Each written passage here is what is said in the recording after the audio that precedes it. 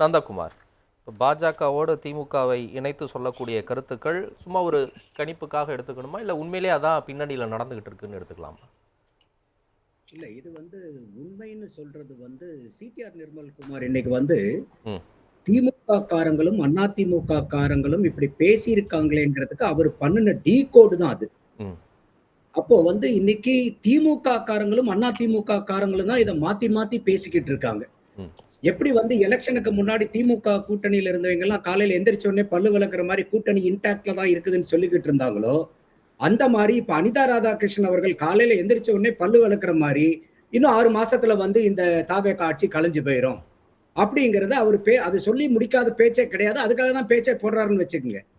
அவரு தெளிவா சொல்றாருன்னா ஒரு மேடையில இன்னும் 6 மாசத்துல ஐயா ஸ்டாலின் அவர்கள் முதல்வர் ஆயிருவாரு.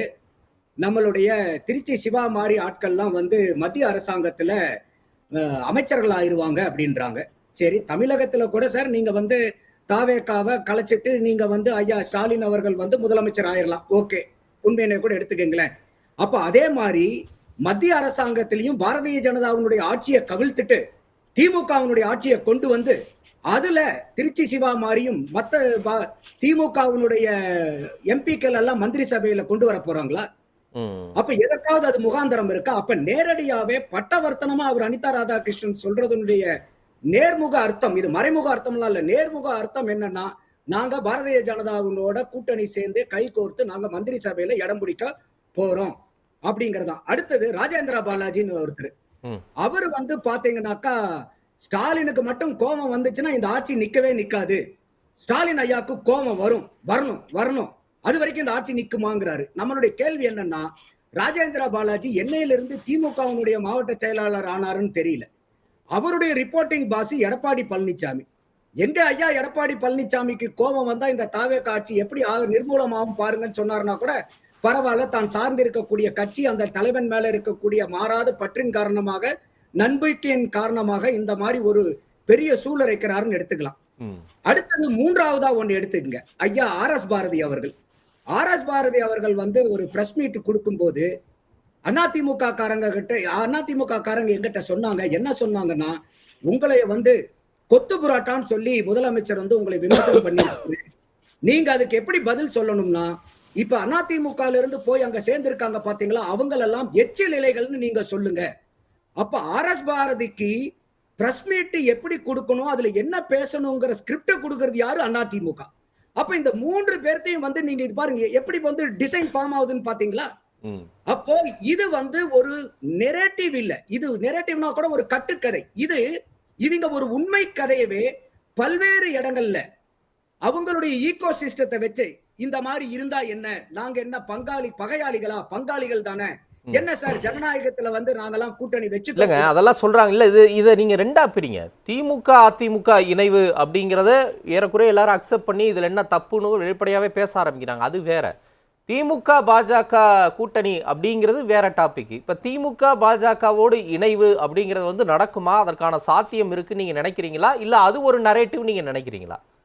இல்ல, இப்ப தேர்தலுக்கு முன்னாடி அதிமுகங்கிறதுல அந்த ஏக்கு வர்றதுக்கு, அந்த ஏக்கு இவங்க என்ன டெபினிஷன் கொடுத்தாங்க தமிழ்ச்செல்வன், தமிழரசன்?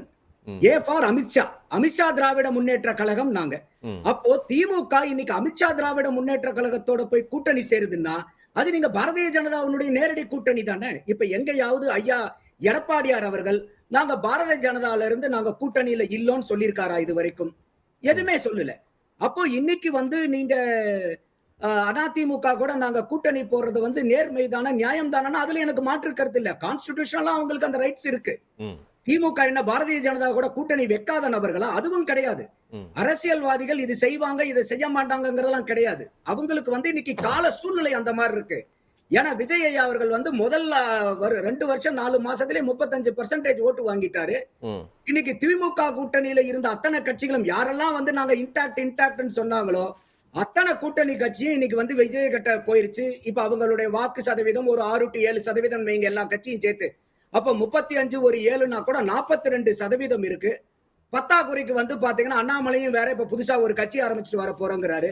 அப்ப திமுக ஒரு சைடு, அதிமுக ஒரு சைடு, அண்ணாமலை ஒரு சைடு, விஜய் அவர்கள் ஒரு சைடு. நீங்க 3 கார்னர் ஃபைட்னா கூட Tom sure victory for TVK and alliance. அதுல எந்த மாற்று கருத்தும் இல்ல. ம்.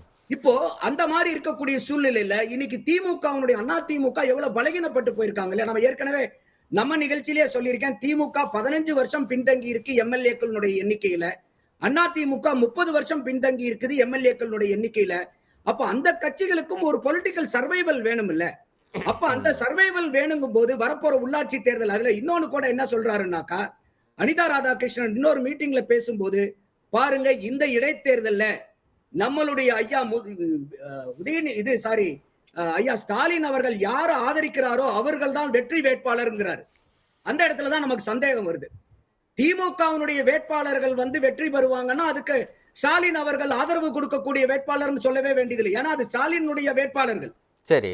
அப்போ இந்த இடத்துல என்ன சொல்றாருன்னா, ஸ்டாலின் அவர்கள் எந்த வேட்பாளர் ஆதரிக்கிறாரோ அவங்க தான் வெற்றி பெறுவாங்கன்னா, அப்ப இந்த இடைத்தேர்தல்ல கூடயே இந்த அலைன்மெண்ட் வந்து பாசிபிலிட்டியா இருக்கா? அதுல சில பேர் கூட இப்ப என்ன சொல்றாங்கன்னா, திமுக வந்து இந்த தேர்தல்ல நிக்க வேண்டியது இல்ல, அவங்க வந்து பின்னாடி இருக்கலாம். அப்போ இப்ப இருந்தே அந்த வந்து ஒரு ஈகோ சிஸ்டம் டெவலப் ஆயிட்டு இருக்கு. அதான் நான் சொல்லிக்கிட்டு இருக்கேன். சரி, இல்ல அது ஒரு பக்கம் இருந்தாலும் இப்ப தாவேகாவும் பாஜகவும் தான் உண்மையான நெருக்கத்துல இணக்கத்துல இருக்கிறாங்க. அதற்கு சில சட்டங்களை அனுமதிக்கிறது உட்பட பல விஷயங்கள்ல ஒத்து போறது உட்பட எல்லாமே இருக்குது. அதை பத்தி பேசாம அவங்களுடைய நிர்வாக குறைபாடுகளை பத்தி பேசாம இதை பத்தி பேசிக்கிட்டே இருக்கிறாங்க அப்படின்னு இப்ப டிவிகே பிஜேபி அண்டர்ஸ்டாண்டிங்னு சொல்றதை எப்படி பாக்குறீங்க? இல்ல இப்ப உதாரணத்துக்கு இப்ப இந்த கரூர் நில கூட வந்து பாத்தீங்கன்னா, கோயிலுக்கு வந்து அந்த ரயாத்வாரி பட்டா நிலங்களை பூரா இன்னைக்கு 3084 ஏக்கரா வந்து இன்னைக்கு அந்த ரெஜிஸ்ட்ரேஷன்ல இருக்கக்கூடிய பிளாக்க வந்து ரிலீஸ் பண்ணியிருக்காங்க இந்த அரசாங்கம். இந்த அரசாங்கம் பட்டா இஷ்யூ பண்ணல. அது ரொம்ப தெளிவா புரிஞ்சுக்கணும். பட்டா ஏற்கனவே ரயாத்வாரி பட்டாங்கிறது ஏற்கனவே இஷ்யூ பண்ணது. ரெஜிஸ்ட்ரேஷன் ஆபீஸ்ல அதுக்கு ஜீரோ வேல்யூ பண்ணி எந்த டிரான்சாக்ஷனோ லோனோ எதுவுமே பண்ண முடியாம இருந்ததை அவங்க வந்து இன்னைக்கு அதை ரிலீஸ் பண்ணி கொடுத்திருக்காங்க. இது பாரதிய ஜனதா கடுமையான எதிர்ப்பு இதுக்கு. இது அண்ணாமலை வந்து அவருடைய மீட்டிங்ல வந்து இதுக்கு ஆதரவு சொன்னதுக்கு அப்புறம் கூட அவரு வந்து பயங்கர விமர்சனத்துக்கு ஆளாக்கப்பட்டாரு பாரதிய ஜனதானால.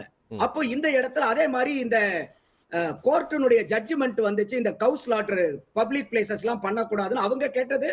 பப்ளிக் பிளேசஸ்ல வெட்டக்கூடாதுங்கிறதா பிரேயரே. ஆனா ஹைகோர்ட் என்ன பண்ணிட்டாங்க, பிளாங்கட் அப்ரூவல் ஜட்ஜ்மெண்ட்ல எந்த இடத்துலயுமே வந்து இதுக்கு வெட்டக்கூடாதுன்னு சொன்னனால ஒரு பெடரலிசம் இதனால பாதிக்கப்படுது. எங்க தமிழக அரசாங்கத்துக்குன்னு சொல்லிட்டு state Tamil Nadu government animal preservation act இருக்கு, எங்களுக்கு நாங்க லே டவுன் ஸ்டாட்யூட்டரி ரெக்குயர்மெண்ட்லாம் இருக்கு. அப்ப இது பெடரலிசம் கான்ஸ்டிடியூஷனலே வந்து பாதிக்குதுன்னு சொல்லிட்டு சுப்ரீம் கோர்ட்டுக்கு போயிட்டு இன்னைக்கு அந்த ஜட்ஜ்மெண்ட்டை வந்து ஃபேவரபிளா வாங்கியிருக்காங்க.